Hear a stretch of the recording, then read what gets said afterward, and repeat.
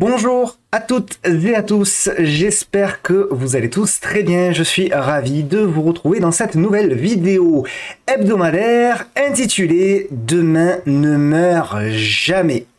Comme d'habitude, le petit disclaimer qui stipule que le contenu de cette vidéo est à unique but pédagogique et informatif qui ne constitue en rien un conseil et que vous êtes seul responsable de vos investissements et donc de vos trades. Pour me suivre sur Twitter, évidemment, Tino-du-bas Trading, le groupe Facebook du podcast de la bourse et bien sûr la chaîne YouTube sur laquelle vous êtes, où nous sommes ensemble plus de 6000 abonnés désormais. Merci beaucoup encore une fois pour votre confiance. Pour celles et ceux qui veulent aller un petit peu plus loin en matière d'accompagnement, de salon, de formation, de coaching, tout est sur la boutique de Pépitor, trade.com, mon partenaire Trade République avec qui nous faisons la radio libre de la bourse. Alors il y aura une petite pause au mois d'août, a priori, mais on reprendra bien sûr, je pense, fin août, début septembre. Et bien sûr, le logiciel que j'utilise, question que vous me posez régulièrement, tellement que j'en ai fait des tutos, du moins un premier tuto qui a eu lieu il y a 2 semaines. Donc il est disponible, bien sûr, gratuitement sur la chaîne. Mes premiers pas sur Pro Real Time. Le second tuto devrait sortir normalement courant septembre sur la personnalisation de l'environnement de travail. Et ensuite, on ira, je pense, vers ce qui est beaucoup demandé, hein, c'est-à-dire les indicateurs, les screeners, etc., etc. Bref, on a un programme très chargé cette semaine puisque les marchés ont beaucoup bougé et on a donc un programme chargé. On reviendra sur bien évidemment des actions européennes, Stellantis, Nexity, LVMH, Esso, SMCP, AMG, Crossject, GTT, Adyen, Alphen, ST Micro, Electronic et Infineon. Infineon c'est une valeur allemande. On partira ensuite aux États-Unis où on ira voir Zim que je ne connais pas ou très peu du moins, troisième compagnie et le titre Zoom que je suivais d'ailleurs beaucoup en 2020 pardon, mais que je n'ai pas vu depuis un moment. Et puis on terminera comme d'habitude par le titre à suivre. Encore une fois, merci 1000 fois pour vos encouragements. On est de plus en plus nombreux, les vidéos sont de plus en plus vues, c'est grâce à vous et c'est grâce à vous qu'on peut délivrer également encore plus de contenu. C'est ce qui va encore arriver au fur et à mesure des semaines et des mois qui vont passer, mais encore une fois, tout ça, je peux pas le faire sans vous et c'est grâce à vous. Allez, on attaque avec, on va démarrer par le CAC, comme d'habitude. Alors, je vais activer, hop là, voilà, ma caméra, me voilà. Donc, le CAC 40. Alors, je l'ai intitulé « Demain ne meurt jamais », évidemment, cette vidéo, pour une raison simple. C'est que, encore une fois, c'est toujours la même chose. On est sur un marché qui, globalement, ne fait rien depuis, on va dire depuis janvier, en fait, depuis le 15 janvier. Voilà, on est sur les niveaux, grosso modo, du 6 mars, hein, voilà, mais en même temps, on est sur les mêmes niveaux du 24 avril, on est sur les mêmes niveaux du 22 mai, bref, on voit que, voilà, on a une espèce de cas qui latéralise, quoi de plus normal, hein, qui digère, quoi de plus normal après une hausse aussi faramineuse que celle qu'il y a eu depuis fin septembre 2022, où, je vous rappelle, hein, on avait gagné jusqu'à, du plus bas au plus haut, jusqu'à 34% sur un indice comme le CAC, qui est quand même assez lourd, hein, c'est pas aussi volatile que le Nasdaq. Bien évidemment, c'est quelque chose qui est assez faramineux. Et donc, on est dans cette consolidation. Alors, c'est toujours la même chose dans les figures de construction, de consolidation. On peut y voir différentes figures. On peut y voir des ranges comme ça matérialisés entre les deux bornes vertes. On peut y voir, plutôt comme moi, un biseau, comment dirais-je, plutôt descendant. On peut y voir, certains ont parlé de porte-voix, donc de figures d'élargissement qui seraient comme ça. Pourquoi pas aussi? Je veux dire, tout est jouable, tout est bien sûr envisageable. Mais pour moi, de toute manière, hein, au-delà des figures, ce qu'il faut bien repérer, c'est les niveaux, les supports horizontaux. Et pour moi, les supports horizontaux, il y en a 3, hein, on va dire. Il y a celui qui craint, on va dire, qui est aux alentours des 7100. Le support de moyen terme, au-dessus duquel je pense qu'à court terme, plutôt qu'à moyen terme, à court terme on reste haussier, c'est-à-dire le support des 7003. Et après, il y a le support qui fait que tant qu'on est au-dessus, pour moi, ce CAC-là va potentiellement continuer de relancer à la hausse. Et ce support-là, c'est le support des 7004. Voilà, on a ces 3 niveaux-là qui sont des niveaux on va dire, de graduation, hein, grosso modo. Donc on va avoir, grosso modo, ici, le niveau plus pour moi. En gros, hein. Donc tant qu'on est au-dessus ici, on peut inscrire que c'est plutôt un niveau plus. Ici, moi pour moi, je reste positif. De toute façon, je suis plutôt acheteur tant qu'on reste au-dessus des 7002. Et par contre, effectivement, on sera plutôt dégradé dans un premier temps si on arrive à descendre sous les 7003 et on sera... Oula, décidément, j'ai des petits soucis internet. J'espère que ça coupera pas trop. Évidemment, moins si on se retrouve plutôt dans cette zone-là. Donc voilà un petit peu les niveaux, hein, grosso modo, et moi je pars encore une fois du principe que tant qu'on est au-dessus des 7004, il faut plutôt privilégier de l'achat sur les actions. Alors, tout en faisant attention, mais ça on l'a répété, et j'en vois encore qui sont surpris, mais ça c'est pas trop normal, avec les publications. Lorsque l'on a des périodes comme ça, où on a énormément de publications, vous devez bien évidemment faire attention. Le week-end, c'est le week-end qu'il faut faire le boulot, c'est le samedi, le dimanche, quand vous voulez, ça prend pas longtemps, honnêtement. Vous prenez 30 minutes, vous faites la revue, parce qu'en général, il y a très peu de publications le lundi, c'est le gros avantage. Donc ça vous permet, le week-end, de faire la revue un petit peu de ce que vous avez en portefeuille, de faire la revue éventuellement de ce qui va publier, et ainsi d'ajuster dès le lundi matin, de dire bon ben voilà, j'ai 10-15% de mon portefeuille sur cette valeur là, elle va publier, je préfère prendre mes précautions parce qu'on le voit, il y a des valeurs, et on va en voir certaines qui ont été sanctionnées de manière violente. Certaines ont eu des très bonnes publications sanctionnées violemment. Certaines ont eu des publications, je dirais, moyennes, et elles sont montées. Donc voilà, c'est très difficile. J'imagine que bon, certains sont plus forts que d'autres, et certains arrivent à analyser de manière... très précise les publications.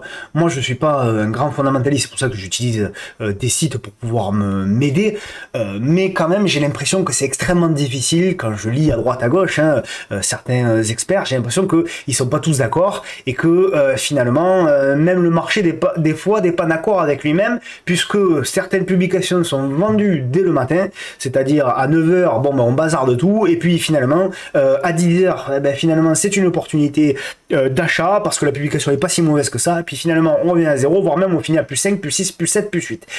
Pourquoi?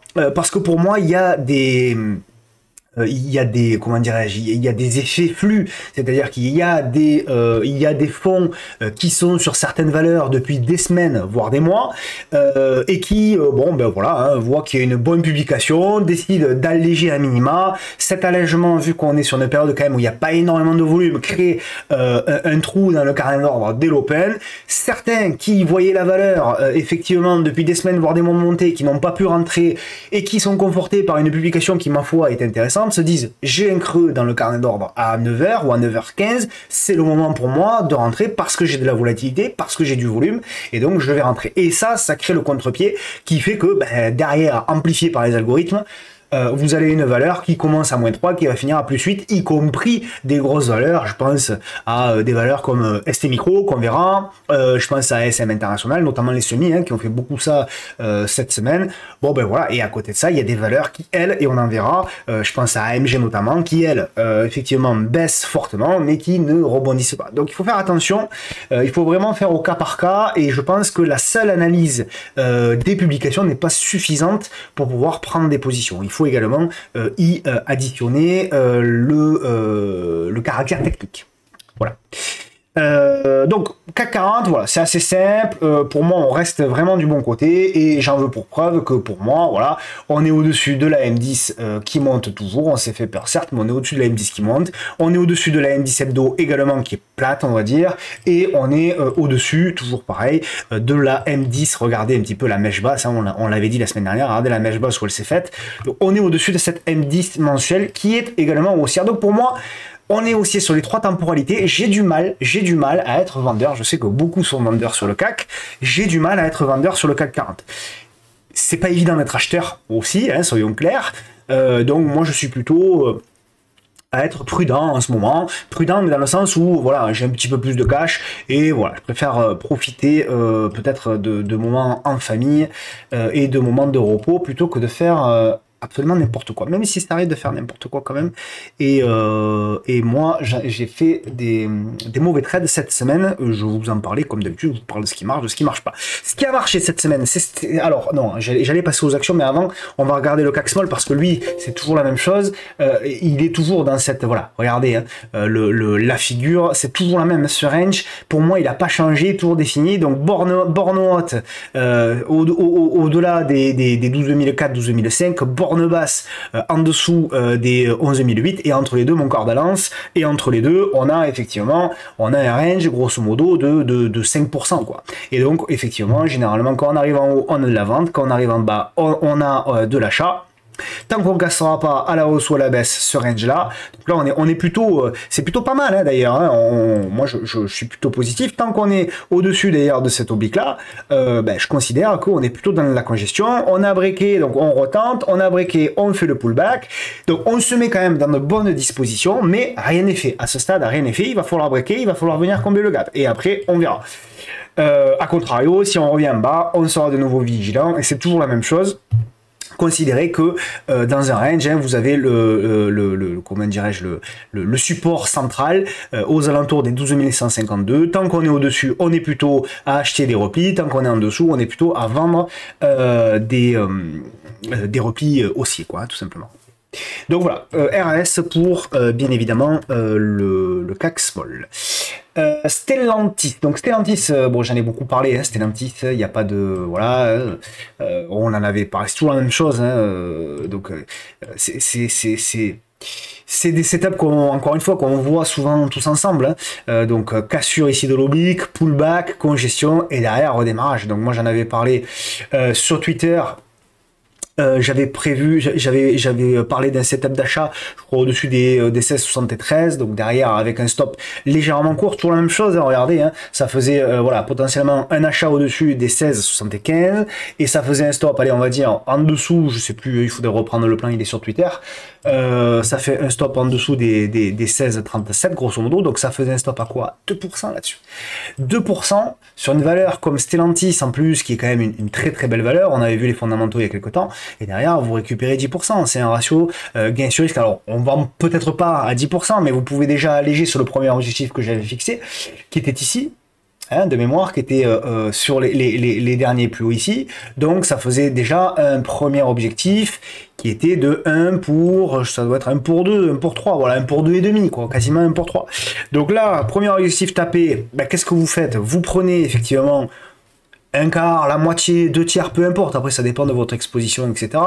Et puis vous montez votre stop légèrement au-dessus de votre prix, pour payer vos frais, entre guillemets, et puis vous laissez le reliquat avancer, et, ou alors vous le mettez carrément sur votre portefeuille long terme, et ensuite vous regardez une fois par semaine et tout simplement vous montrez votre stop. Alors là il y a une grosse bougie donc il faudra attendre, mais vous pouvez éventuellement monter votre stop sous un dernier plus bas hebdomadaire petit à petit, en espérant désormais viser. Alors on va demander les futurs objectifs. Pour moi les futurs objectifs sur Stellantis ils sont là, ils sont sur ce niveau là, c'est-à-dire le niveau grosso modo des 19 €. Voilà. Donc on verra, j'ai du mal à croire qu'on va y aller en ligne droite, c'est possible, hein, mais je pense qu'on peut avoir à un moment donné un petit retracement pour le jouer. Donc ce retracement hebdomadaire, on pourra, pour ceux qui ont loupé le train, même si quand même il était quand même très très propre, on verra éventuellement pour jouer le dernier voilà, le dernier flot haussier, mais c'est toujours la même chose. Attention à la cassure du top. Une fois qu'on aura cassé le top, si on le casse, attention, parce que c'est là où tout le monde va vouloir acheter en mode FOMO, et c'est là où généralement on a la conso et la grosse conso et le gros retracement, parce que tout ce mouvement là il va falloir, toujours pareil, tout ce mouvement-là, il faudra à un moment donné le consolider avant potentiellement de repartir. D'accord? Mais nous, ce qu'on veut pas, c'est se retrouver en plein milieu de cette consolidation-là. Donc nous, on veut bien jouer l'accélération ici, mais derrière, on veut pas jouer la retrace. D'accord? Parce que sinon, c'est de la souffrance, ça immobilise du capital, vous faites du zigzag, votre portefeuille, un coup il fait plus 1, un coup il fait plus 2, donc c'est votre valeur, donc voilà, c'est compliqué et ça stresse pour rien. Donc voilà, voilà pour moi, pour mon analyse de Stellantis. Alors, Nexity. Alors, Nexity, je vais la remettre en... Alors, c'est toujours la même chose. Il faut faire attention à ce qu'on dit de plus en plus dans ce monde-là, malheureusement, mais c'est pas grave. Donc moi, c'est toujours la même chose. Alors, c'est pas une bataille contre les dividendes, c'est toujours la même chose. On me dit, ouais, t'es contre les dividendes, mais pas du tout. Je suis pas du tout contre les dividendes. Mais je veux juste, mon objectif, c'est toujours le même. C'est d'essayer de faire en sorte que celles et ceux qui font du dividende, qui s'orientent sur des actions de dividendes, moi, ça me va très bien. Et je peux concevoir que certaines choses puissent être intelligentes sur le dividende, notamment le fait que automatiquement vous avez un détachement, donc vous n'avez pas besoin de vous savoir à quel moment je dois vendre, etc. Ça se fait de manière automatique, donc vous récupérez un petit peu de cash pour le réinvestir sur d'autres actions. Je peux comprendre que certains qui ne traitent pas, qui n'ont pas envie de faire de l'analyse technique, etc., je peux comprendre que ça leur va bien, ça me va très bien. Moi, honnêtement, je suis pas du tout, comment dirais-je, absolument. Mais ce que je veux, au-delà de ça, ce que je veux, c'est que les choses soient très claires sur ce qu'est un dividende. C'est ça que moi je souhaite. C'est là, une fois que les gens me disent, je sais ce que c'est Tino, un dividende. Il y a quelqu'un qui m'a dit ça, il y a, je crois, hier, qui m'a dit, ouais, Tino, moi je sais ce que c'est un dividende, je sais que ça n'apporte pas de valeur, je sais que c'est un détachement du cours de la valeur du dividende, donc je ne sais que je ne gagne strictement rien. Mais moi, je ne fais pas de trading, donc j'aime bien, une fois par an, recevoir du cash, ça me permet de le réallouer, ça me permet de, voilà, et ça me rassure, ça m'évite de regarder les graphes, etc. Ça me va très bien. Mais quelqu'un qui m'explique, qui va sur des valeurs avec des gros dividendes parce que pour lui ce sont des intérêts et que derrière en le réinvestissant ça génère des intérêts composés, je suis désolé, moi ça me met hors de moi, mais pas pour lui, pour cette personne là, parce que pour moi cette personne là se fait arnaqué. On lui vend quelque chose qui n'existe pas. C'est une illusion. Il n'y a pas d'intérêt composé généré par le dividende. D'ailleurs, si on appelle dividende et pas intérêt, c'est pas pour rien. C'est justement parce qu'un dividende n'est pas un intérêt et le réinvestir n'est pas un intérêt composé. On le voit ici, l'exemple flagrant de Nexity. Donc Nexity, je sais plus exactement combien il détachait, mais je crois que c'était de l'ordre de 7 à 8%, même peut-être 10% hein, de rendement de dividendes. On a ici le détachement, donc vous avez effectivement le détachement qui s'opère, vous avez 2,50 € ou 2,60 € de détachement, donc c'est ça, on devait avoir à peu près 10% de rendement. Donc là, faut pas croire, ça là, c'est ce que vous touchez, le gap là créé par Nexity, c'est ce que vous touchez. D'accord? Et quelqu'un qui a touché le dividende, il a touché en effet le dividende, mais derrière, il a subi également une baisse supplémentaire du titre de encore 30%. Est-ce que c'est intéressant? Non. Alors, comme on me dit tout le temps, oui, un gap dividende est toujours comblé ou quasiment toujours comblé. Mais non, un gap dividende n'est pas systématiquement comblé. Il est systématiquement comblé quand les valeurs que l'on trade sont des valeurs qui sont dans des tendances très haussières, comme du Apple, comme du Coca-Cola. On prend souvent l'exemple de Coca-Cola aux États-Unis, mais c'est une des valeurs les plus haussières de tous les temps. Donc, bien évidemment que les gaps sont comblés puisqu'elle ne fait que monter. Mais c'est pas comme ça sur toutes les valeurs, notamment les foncières. Prenez toutes les valeurs, c'est ça qui est intéressant, parce que souvent on montre un graphe, pardon, je fais un peu long sur le dividende, mais c'est intéressant, je pense, et encore une fois, je veux bien vous exprimer le fait que je ne suis pas contre ou pour les dividendes, je suis juste sur le fait qu'il faut bien tout dire. Et la problématique, c'est que également sur les graphes qu'on vous montre, on vous montre les dividendes et on vous compare les actions, on vous compare le S&P et la performance du S&P grâce aux actions qui ont généré des dividendes. Et on vous montre que le graphe, la performance du S&P grâce aux actions qui ont généré des dividendes est supérieure à celle qu'elle serait s'il n'y avait pas eu les actions dividendes. Et c'est vrai. Mais ce qu'on ne vous dit pas, c'est que dans le S&P 500, les actions qui génèrent des dividendes aujourd'hui ne sont pas les mêmes que celles qui généraient des dividendes il y a 20 ans. Puisque la plupart des actions qui généraient des dividendes il y a 20 ans, soit sont mortes, soit n'existent plus, soit ont fait faillite, soit etc., etc., etc. Prenez les actions qui généraient des dividendes sur le CAC 40 il y a 20 ans, qui généraient les plus gros dividendes il y a 20 ans, elles ont contribué effectivement à la performance du CAC 40 sur les 20 dernières années. Pour autant, la plupart, aujourd'hui, se sont pété la gueule. voire certaines ne versent même plus de dividendes. Je pense à Unibail notamment, mais je pourrais en citer d'autres. Et des actions comme Orange également, comme des actions, alors elle n'était pas dans le CAC 40, mais Eutelsat par exemple, sont des actions qui généraient énormément de dividendes. Une action comme Renault par exemple générait énormément de dividendes. On voit où, alors elle a bien rebondi, etc. Ça va mieux les fondamentaux, mais globalement quand on regarde le graphe de Renault, on a de quoi s'inquiéter. D'accord. Donc c'est ce que je veux vraiment, et c'est pour ça que je me bats autant. Et croyez-moi, c'est pas facile parce que le dividende c'est un sujet en France très particulier, et c'est la raison pour laquelle c'est toujours très délicat pour moi, bien évidemment, d'en parler.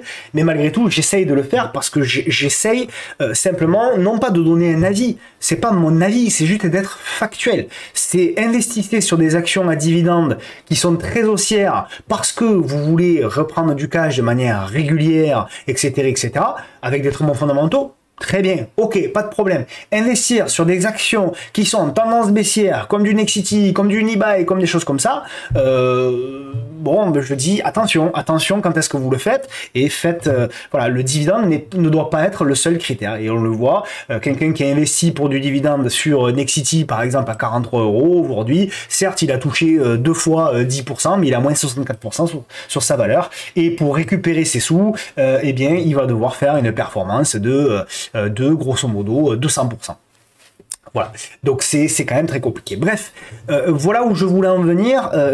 Encore une fois, moi, l'objectif n'est pas de créer de l'animosité ou des choses comme ça. Hein. Moi, je m'entends bien avec tout le monde et je souhaite que ça continue, mais la majorité d'entre vous, bien évidemment, l'ont compris.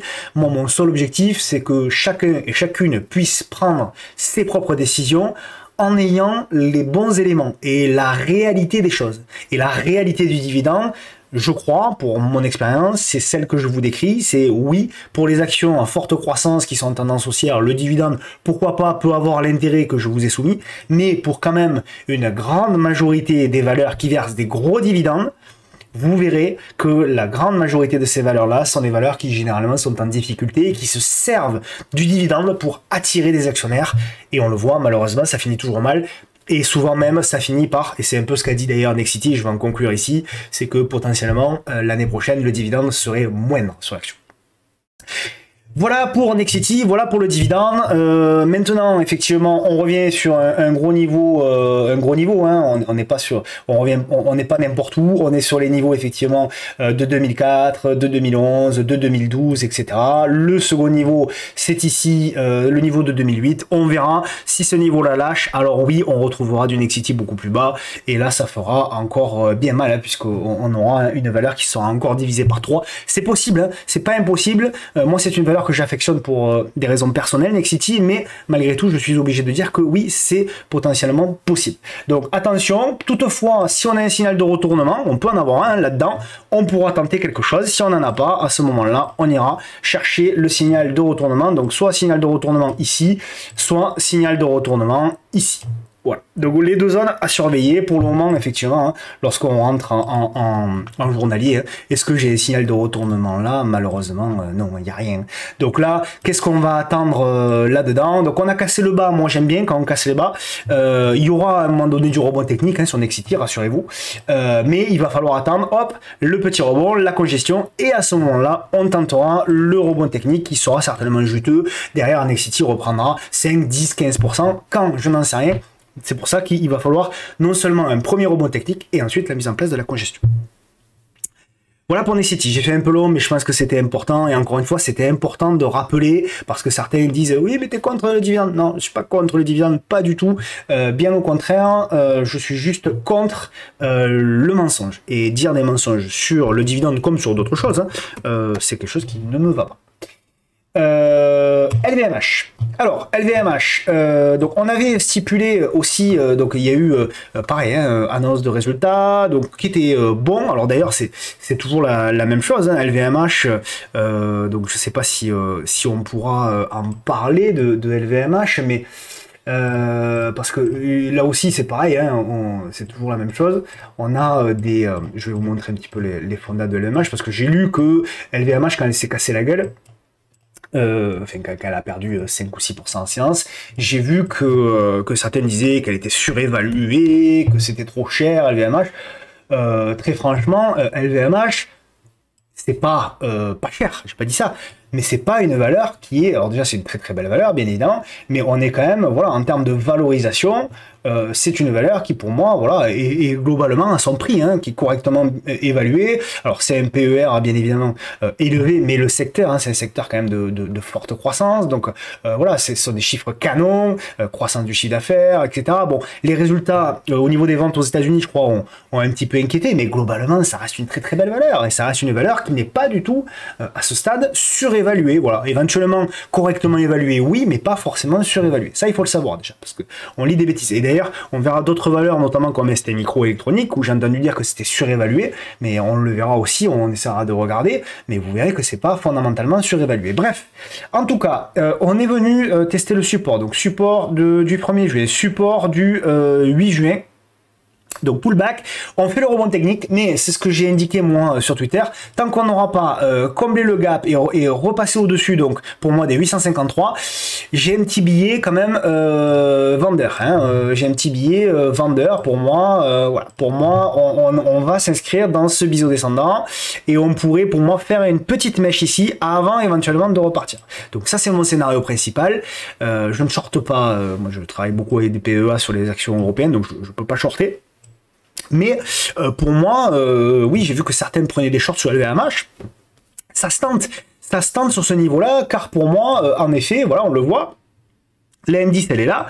Donc là, sur ce niveau-là, shorter LVMH n'est pas complètement stupide. Au niveau du graphique hebdo, on le voit, on est quand même sous la M10 encore hebdomadaire. Donc voilà, on a la tendance de fond qui est très haussière, hein, ça on le sait, voilà, on a la M200 qui est là. Mais voilà, moi je pense qu'on va avoir quand même, on peut avoir encore un dernier plus bas avant éventuellement de repartir. Donc je comprends en tout cas, stop d'invalidation au-dessus du gap. Donc pour moi, stop d'invalidation, on va dire grosso modo, allez au-dessus pour prendre un petit peu de marge, au-dessus des 860. Voilà, stop d'invalidation là. Si vous rentrez ici en short, on va dire, hein, grosso modo sur ce niveau ici, on visera pour moi en premier objectif, on visera ici les 784 et on visera pour moi ici les 744. Donc en termes de ratio gain-risque, hein, ça vous fait un stop à quoi? À 3%, ça permet en plus de couvrir les portefeuilles et pour aller chercher un ratio de 1 pour 2, puis ensuite 1 pour 3, 3,5. Donc voilà. Par ailleurs, hein, si on repasse au-dessus, ben là on changera le braquet, on parlera potentiellement de mieux sur LVMH. On passe au titre ESSO. Alors ESSO c'est intéressant. Je l'avais pas vu depuis un petit moment. Alors c'est intéressant. Je trouve qu'elle digère bien. Le secteur du pétrole m'intéresse. Je trouve que la config notamment du pétrole est intéressante. On a effectivement un graphique là qui a cassé la M200 qui est venu faire le pullback. On a une petite congestion. On a une contraction de la volatilité. Et donc bien évidemment, je considère que ça peut être intéressant. Alors, il n'y a pas vraiment de figure. Alors, on peut essayer d'encadrer, si on le souhaite, le prix. Hein, on peut toujours essayer d'encadrer un petit peu le prix. Voilà, on peut tracer cette oblique-là. Alors, il n'y a que 2 points de contact. C'est normal. Mais bon, on peut imaginer qu'à un moment donné, on va bloquer. Par contre, oui, c'est intéressant. Alors, il y a 2 possibilités pour acheter, pour moi, ESSO. Je vais vous proposer 2 stratégies. Une première stratégie pour moi que je dirais agressive, qui serait l'achat au-dessus des 50,40 €, d'accord, avec un stop d'invalidation, je considère ici. Voilà, sous les 48 et quelques. Donc c'est pas cadeau, hein, mais c'est volatile. ESSO, ça peut être volatile, donc ça fait un stop à 4%. Et on visera, pour moi, on visera donc ici l'oblique, mais ça fait un peu juste. Je viserai plutôt, en premier objectif, c'est 54, et en deuxième objectif, ici, les 59. Voilà, en termes de ratio gain-risque, c'est plutôt pas mal. Et puis ça permet d'être exposé plus ou moins au pétrole et aux pétrolières. SMCP, alors, SMCP, ça c'est toujours la même chose, toujours la même chose, toujours la même chose. Oula, elle a accéléré à la baisse en plus. Donc je précise qu'au moment où j'enregistre la vidéo, il est très exactement 12h42. Hein, donc évidemment, les graphiques seront très certainement différents. Alors, c'est toujours la même chose. Alors SMCP, moi, Dieu sait que j'ai été très positif, mais en même temps, c'est toujours ce que je vous dis, lorsqu'il y a des publications, bon sang, ne gardez pas vos lignes. Hein. On est toujours à temps après la publication de re-rentrer, même s'il y a un gros push, etc. Donc SMCP, donc on a eu effectivement la congestion, on avait tradé, souvenez-vous, la cassure ici, on avait bénéficié d'ailleurs d'une belle accélération puisqu'on avait eu 10-12%, on est venu bloquer ici sous la résistance, et puis derrière, pouf, les publications, très mauvaise publication, je sais pas trop d'ailleurs, j'ai pas trop regardé dans le détail, mais bon, apparemment c'était pas si cata que ça, je sais pas, j'ai entendu dire ça, je regarderai ce week-end. Donc voilà, attention, on a une accélération baissière, donc désormais il n'y a plus rien à faire, hein, il n'y a plus rien à faire sur la SMCP, si ce n'est voilà, attendre la congestion avant éventuellement de repartir. Mais pour moi tout est cassé, hein, tout est à refaire sur SMCP.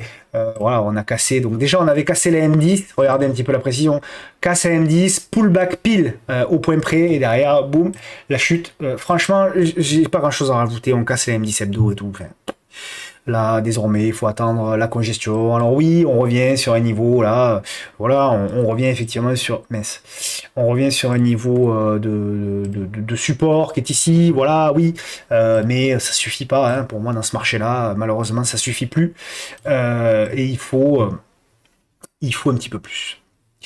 AMG, alors, elle s'est faite dégommer, littéralement dégommer, AMG, donc je fais un petit peu le ménage d'ailleurs, hop.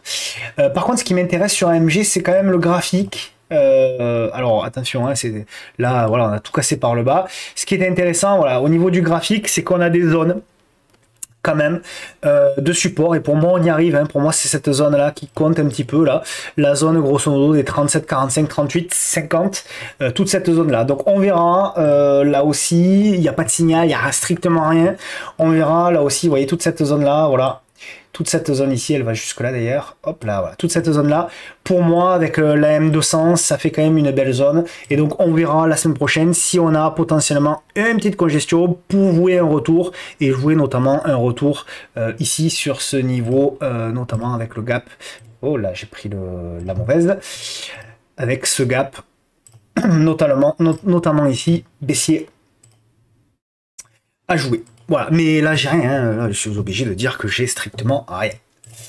Crossject, alors là j'ai fait, je ne savais pas qu'il y avait une secte Crossject. J'ai été surpris sur Twitter lorsque j'ai donné un plan acheteur sur Crossject, et la secte m'est tombée dessus en disant que je connaissais un dossier qu'il fallait l'acheter, mais j'ai proposé un plan acheteur, donc bon, j'ai pas trop compris, c'est pas grave, apparemment c'est un sujet sensible, Crossject aussi, il y a beaucoup de sujets sensibles en ce moment, faut faire attention. Donc moi j'ai proposé le plan tel quel, hein. Donc j'avais proposé un achat au-dessus des 3,70. Je connais pas le dossier, je m'intéresse pas au dossier, je suis pas un spécialiste biotech, je trouvais que la config était belle, c'est la raison pour laquelle je proposais un achat au-dessus des 3,78. Point à la ligne, ça s'arrête là pour moi, et en plus j'ai précisé que je précise deux choses, que ceux qui étaient spécialistes biotech pouvaient bien évidemment commenter, hein, et apporter des précisions, ce qui était utile pour tout le monde, et j'ai précisé que pour moi c'était en effet une valeur qui était spéculative, en ce sens que pour moi ce sont deux types de valeurs qui est quand même soumises aux news. On le voit avec la volatilité, regardez, quand on a des gaps comme ça, c'est rarement sur des valeurs, regardez, quand on a des gaps comme ça, c'est rarement des gaps baissiers de 25%, c'est rarement sur du air liquide, quoi, d'accord? Donc c'est des valeurs qui sont soumises aux news, et donc moi je pense que c'est de mon devoir, de ma responsabilité de le dire et de dire aux gens: on peut effectivement prendre un trade à l'achat sur ce type de valeur, mais attention à la taille de position. On ne peut pas tailler la position de la même manière sur du crossject, aussi bon les fondamentaux soient-ils, c'est pas du tout la question, mais je considère que quand même, étant donné qu'on peut être soumis aux news, comme le secteur des jeux vidéo notamment d'ailleurs, ce sont des secteurs où une news peut effectivement faire bouger très fortement la valeur, à la hausse comme à la baisse, on est d'accord. Et donc cette volatilité, il faut la considérer dans notre taille de position. C'est uniquement ce que je disais, et encore une fois, je n'ai rien contre Crossject, au contraire, j'étais acheteur sur le titre. Donc voilà, encore une fois, et c'est probablement un très beau titre, il n'y a aucun problème, ça me va très bien, je ne le connais pas. Mais voilà, donc toujours est-il que, voilà, ce que je voulais dire, positif sur Project, tant qu'on est au-dessus de la M10, là aussi, hein, on a un beau signal, cassure, petite congestion, c'est la raison pour laquelle ça m'intéressait. J'en reste là pour Project, je veux pas aller plus loin. GTT, donc c'est une valeur aussi que j'avais proposée. Donc à l'achat, GTT, voilà, encore une fois, hein, donc j'avais proposé toujours la même chose, hein, congestion, achat au-dessus des 99,20, et donc derrière, regardez, pouf, l'action qui accélère, donc belle accélération, tout ça c'est un plan qui a été proposé sur Twitter et sur les différents réseaux. Donc on vient combler le gap, magnifique, RS hein, pour moi, GTT, donc il y a un premier niveau d'objectif qui est ici pour moi, hein, on va dire les 107 €, et puis ensuite, bien évidemment, on verra. Donc RS sur GTT, bravo à ceux qui ont vu la congestion, toujours la même chose, hein. Hop, congestion, et derrière, cassure de la M200, accélération, avec la publication, hein, ça a beaucoup, bien évidemment, ça a beaucoup aidé. Donc Adyen, donc ma chère et tendre Adyen, hop, je fais un... Hop. Donc, on l'avait analysé aussi hein, il y a bien longtemps, Adyen. Pour le moment, elle ne suit pas fermement le scénario. Alors, elle n'a pas encore publié, mais je crois qu'elle le fera, je crois, au début du mois d'août, il me semble. Donc, on avait, comme d'habitude, la grande figure. Derrière, on la casse, on fait le pullback. On revient à proximité ici de l'oblique. On fait la congestion. Et derrière, on tente la cassure par l'eau. Pour moi, le véritable niveau de retournement à passer, il est ici. Si on passe, si on arrive, si Adyen parvient ici à casser ce niveau-là, c'est-à-dire le niveau des 1620, je vise en objectif les 1770 et le comblement du gap à 1800. Je vais pas vous refaire l'analyse d'Adyen, j'en parle très souvent, j'en parlais là, enfin voilà, vous connaissez mon analyse là-dessus. Tant qu'on n'est pas aux publications, pour moi c'est acheteur et voilà, il faut continuer de payer la valeur. On est au-dessus de la M10 qui monte journalière. Donc RAS, le graphique me plaît beaucoup. Il y a un gros potentiel. La M200 qui se retourne. Vous avez tout, hein, vous avez tout ce qu'on montre très régulièrement sur Adyen. Alphen, la seconde. Alors, Alphen, elle a beaucoup souffert. Hein. Elle a beaucoup souffert, Alphen. Je voulais vous la montrer pour le graphique, notamment hebdomadaire. Voilà. Le graphique hebdo, il est là. Donc on avait, je l'avais montré déjà, hein, donc on a bien rebondi. Hein, je l'avais montré qu'on était ici, donc on a bien rebondi de 10-12%, c'est pas mal. Mais voilà, il y a du boulot encore. Pour moi, c'est un petit peu presque du pullback ici. On est dans un, on a fait le premier élan. Hop, je nettoie un peu mon graphe. Voilà. Et j'enlève ça pour que ce soit plus propre. Donc on a fait ici le rebond, on avait comme d'habitude, le rebond ne suffit pas, mais on avait la congestion, on a cassé par le haut, nouvelle congestion ici, c'est pas mal. Donc voilà, pour moi, on est venu dans un premier temps chercher le comblement quasiment du gap ici, mais ça suffit pas. Il y a du boulot encore, je ne sais pas quand est-ce qu'elle publie, je crois qu'elle publie un petit peu plus tard. Voilà, on a cette oblique ici, là, qui a été également cassée avec la congestion, magnifique. Hop là. Voilà, le petit biseau descendant, la congestion, la cassure. Donc à suivre de très très près. Pour celles et ceux qui ne sont pas rentrés, la congestion est encore valable. Pour moi, au-dessus des 61,54. Encore une fois, il faut faire attention à la date de publication. Le stop se met sous les 58,40. Et pour moi, l'objectif, ce sera de revenir ici chercher dans un premier temps le niveau des 67,46. Pardon. Et ensuite, il y a ce gap ici, là. Je ne sais pas si vous le voyez. Je vais vous le matérialiser, qui est ici. Voilà, l'entrée de gap et éventuellement ensuite la clôture, ça correspondra si vraiment elle veut y aller peu ou prou au passage de la M200 qui sera par là. Donc tout ça, ce sera pour moi une grosse zone de prise de bénéfices. Voilà, donc en tout cas, le potentiel est pas dégueu sur Alphen. Ça reste baissier, hein, bien évidemment, mais pour vous du rebond technique, ça peut être intéressant. ST microélectronique. Alors STM, c'est pareil, ça fait un petit peu comme LVMH. Certains ont dit ST Micro, elle est survalorisée, elle est trop chère, etc. C'est une valeur survalorisée. Alors là, c'est la même chose. ST Micro électronique, on va regarder. Vous allez voir que ST Micro est loin d'être une valeur survalorisée. Hein. Voilà, donc déjà, bon, évidemment, très belle valeur. C'est bien sûr un semi-conducteur, hein, j'imagine que la plupart le savent, mais on est, voilà, on n'est pas sur une valeur, voilà, on est sur une valeur qui est même légèrement sous-évaluée. On a un PER de 10,50, alors ça doit être un petit peu plus avec les derniers chiffres, bon, il faut regarder, mais en tout cas, on n'est pas du tout sur ce secteur-là, sur un niveau de prix surévalué, hein, d'accord? Et on est sur une belle valeur également de croissance, regardez la croissance du chiffre d'affaires, la croissance du résultat, etc. Donc on est vraiment sur une très belle valeur avec voilà, des éléments comptables très positifs.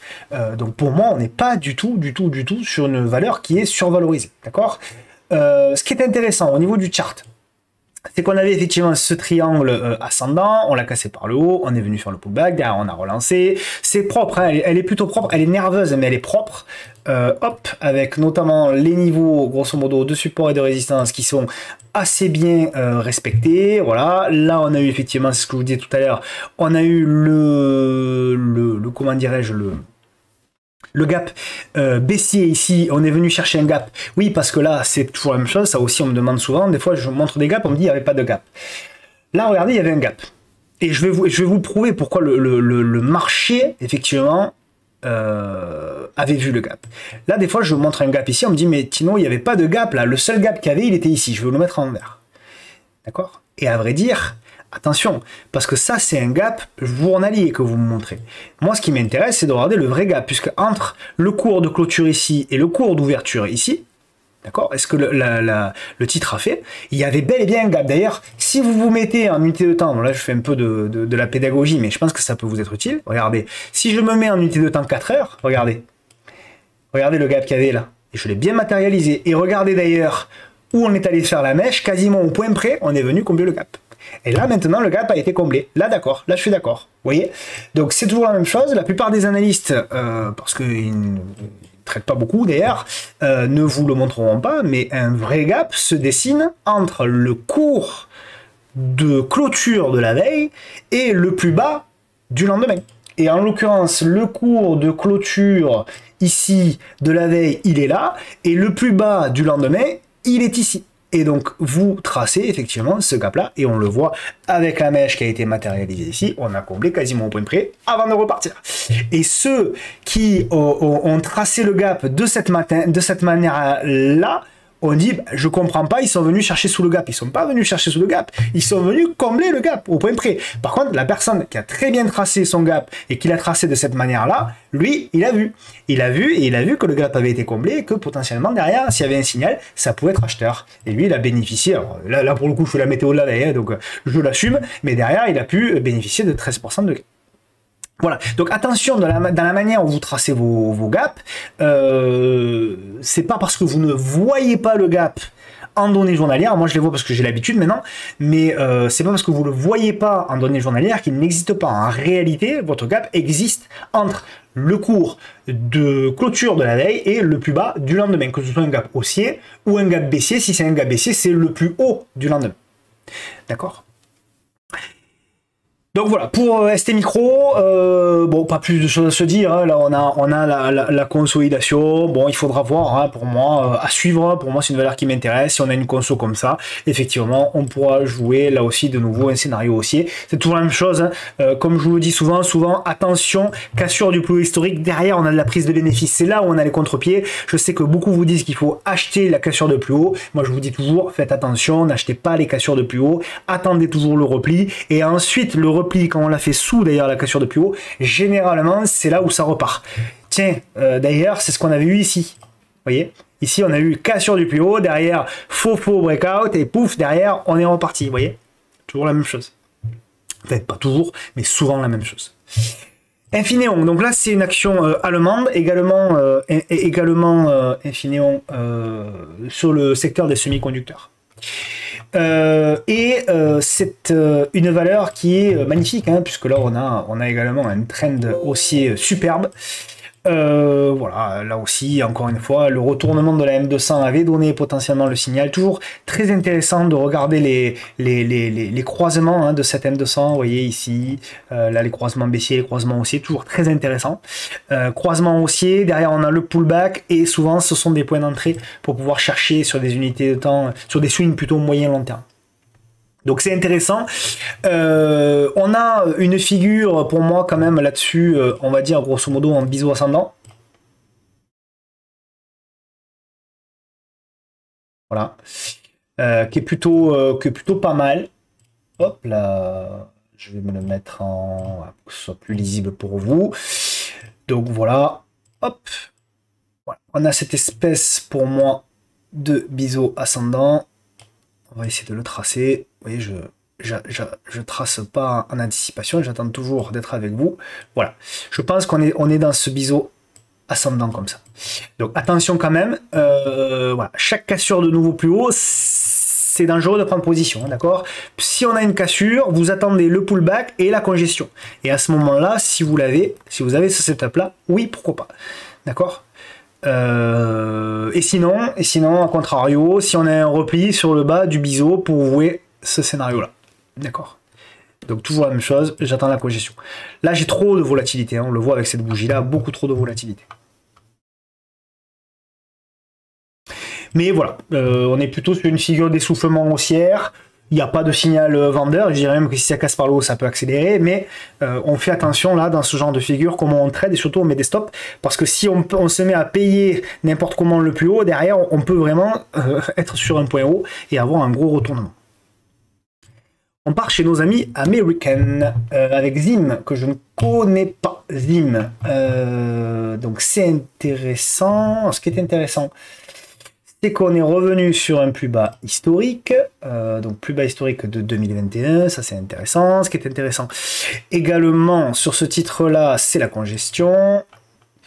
Ouais, on a une belle congestion, alors c'est très baissier, attention, ne me faites pas dire ce que j'ai pas dit, on est sur un titre très baissier, mais moi je suis là pour analyser les titres qu'on me demande. Et je pars toujours du principe que si vous me proposez un titre, c'est pour potentiellement l'acheter. D'accord? Donc moi, mon objectif, même si je considère, sauf vraiment catastrophe, j'essaie toujours de vous donner un setup. C'est ça, je pense, l'objectif. Donc on le voit, il y a ce niveau de résistance qui est là.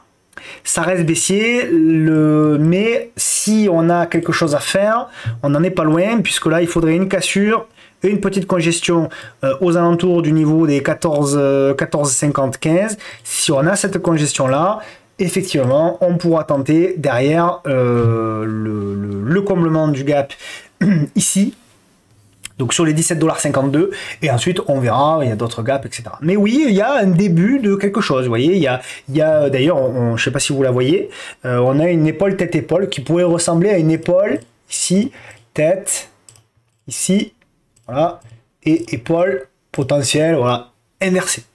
Donc oui, ça peut être une figure de retournement, etc. C'est très tôt encore, mais oui, et puis c'est une valeur qui a du potentiel.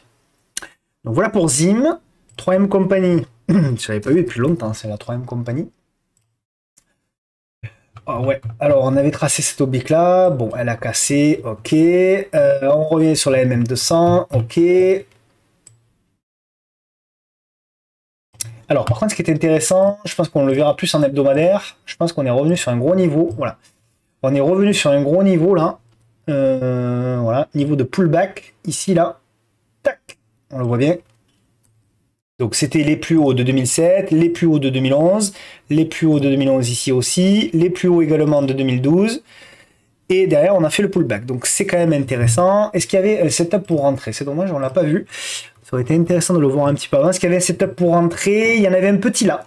Il y en avait un petit là, avec la cassure ici, le break, ici, des 104. Donc, éventuellement, sur repli, sur ce niveau-là, congestion, donc sur pullback ici, congestion, pour vouer la relance.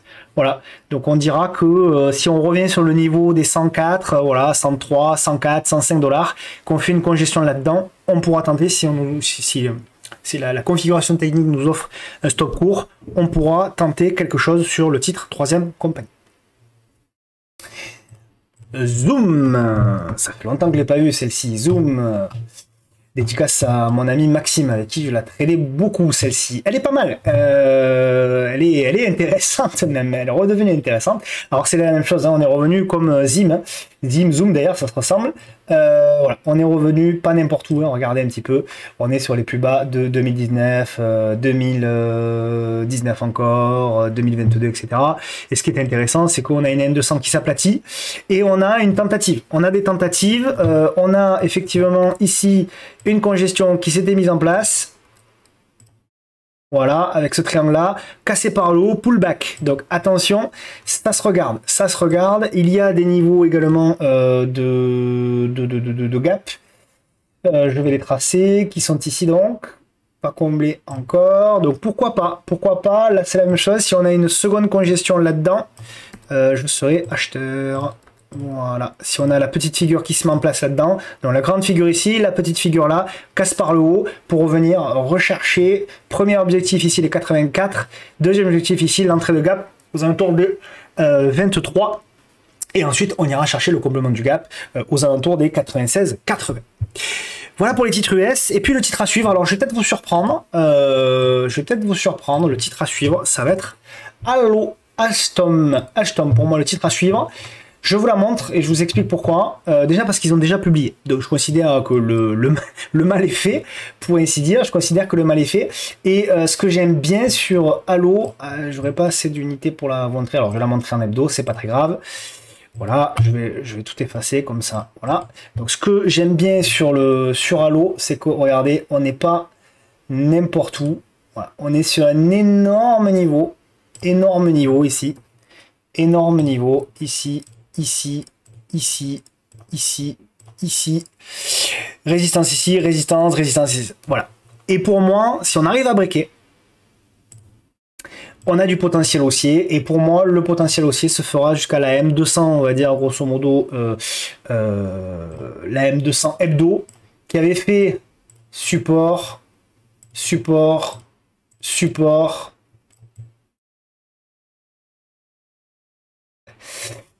Support ici. Donc l'idée ce serait d'aller la rechercher en résistance et ça sera à peu près sur ce même niveau de prix là. Donc voilà, à peu près les 32 €, voilà, on verra. Hein. Mais en tout cas pour moi il faut potentiellement, alors aujourd'hui elle fait une mauvaise séance, mais pour moi elle congestionne. Et j'aime bien ce qu'elle fait, voilà, elle fait une congestion là. Et pour moi, c'est un titre à suivre. Si on a l'opportunité d'avoir une ou deux bougies supplémentaires de consolidation, à ce moment-là, on tentera le coup avec un stop sous le dernier creux pour aller chercher ici les, on va dire grosso modo, pour faire un arrondi, grosso modo les 32 €. C'est plutôt pas mal, hein, c'est plutôt pas mal. On verra là aussi le titre Alstom. Donc à suivre éventuellement la semaine prochaine, mais courant du mois d'août. Hein. Voilà pour moi, j'en ai terminé pour cette vidéo Edo. Merci beaucoup pour vos soutiens, encore une fois très nombreux, qui font que je suis motivé. Je sais que beaucoup voilà, m'envoient des messages privés. Je réponds pas toujours, je m'en excuse, je réponds à tous, mais je réponds pas toujours en temps et en heure. J'essaie de faire au plus vite, mais voilà, il y en a parfois beaucoup, mais j'essaye toujours de vous répondre, parfois un peu rapidement. Je m'en excuse par avance, mais voilà. Je vous souhaite à toutes et à tous un bon week-end, de bonnes vacances pour ceux qui ont la chance d'y être. Et puis je vous dis rendez-vous à la semaine prochaine. Ciao, ciao, à bientôt.